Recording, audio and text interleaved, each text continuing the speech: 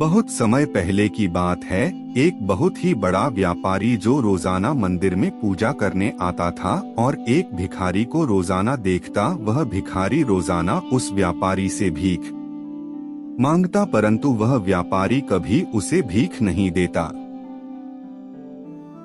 एक दिन व्यापारी को बहुत ही गुस्सा आया और व्यापारी ने कहा, अरे यार, मैं तुम्हें क्यों पैसे दूं? पैसे मैं तभी दे सकता हूं जब तुम मुझे कुछ दो। भिखारी सोचने लगा और बोला, साहब, मैं आपको क्या दे सकता हूं? मैं तो खुद भिखारी हूं।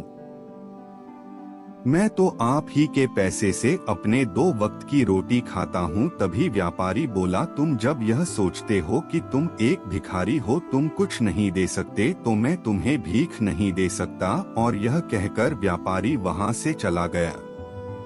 बहुत देर सोचने के बाद भिखारी के मन में ख्याल आया और उसने बहुत परेशान होने के बाद कुछ दूर गया। वहाँ कुछ फूल के बगीचे थे, उन फूलों को तोड़ने लगा और अपने भीख मांगे हुए पैसों को इकट्ठा करके कुछ धागे खरीदे और साथ में सुई भी खरीदा और उसका माला बना दिया। उसके पास बहुत सारा माला हो गया।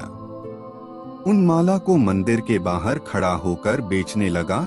जब व्यापारी वहां पहुंचा तो भिखारी ने कहा, साहब, आज मेरे पास आपको देने के लिए यह माला है, इसके बदले मुझे पैसे दे दीजिए। व्यापारी खुश होकर मुस्कुराते हुए उसे कुछ पैसे देकर और माला ले लिया और उसे मंदिर में ले जाकर चढ़ा दिया। भिखारी के पास से बहुत लोग माला खरीदते हैं और उसे मंदिरों में चढ़ाते। धीरे धीरे यूं ही समय गुजरता गया और भिखारी भी फूलों का व्यापारी बन गया। भिखारी को अपने आप पर विश्वास नहीं हो रहा था कि मैं आज के डेट में मैं एक फूलों का व्यापारी बन गया हूँ। अभी भिखारी के पास सब कुछ था, पैसे भी थे और इज्जत भी था। अब उसे पैसे देने में कोई हिचकिचाहट नहीं था,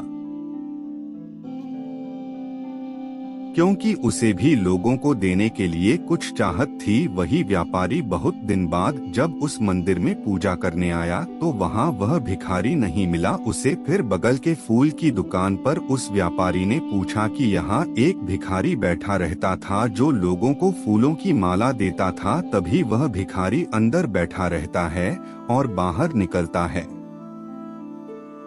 कहता है, मालिक, आपने मुझे नहीं पहचाना, मैं वही भिखारी हूँ जो आपके कहने से आज इतना बड़ा व्यापारी बन गया हूँ। व्यापारी को समझ में आ गया कि मेरी बताई हुई चीजों से किसी को भी तो लाभ मिला। तो दोस्तों, काम छोटा हो या बड़ा, कभी हिम्मत नहीं हारना चाहिए। जिसमें आपकी नॉलेज सबसे ज्यादा है उस कार्य को करना चाहिए। कभी यह नहीं सोचना चाहिए कि हमें सफलता मिलेगी कि नहीं, अगर जो आप मेहनत करते हैं। दोस्तों, यह थी हमारी आज की कहानी। आपका क्या कहना है इस कहानी के बारे में? कमेंट करके हमें जरूर बताएं। वीडियो को लाइक करके चैनल को सब्सक्राइब कर लीजिए और साथ में घंटी को दबाकर सेट कर लीजिए ताकि आने वाली वीडियो आपको तुरंत मिले। मुझे दीजिए अगली वीडियो की इजाजत, तब तक के लिए धन्यवाद।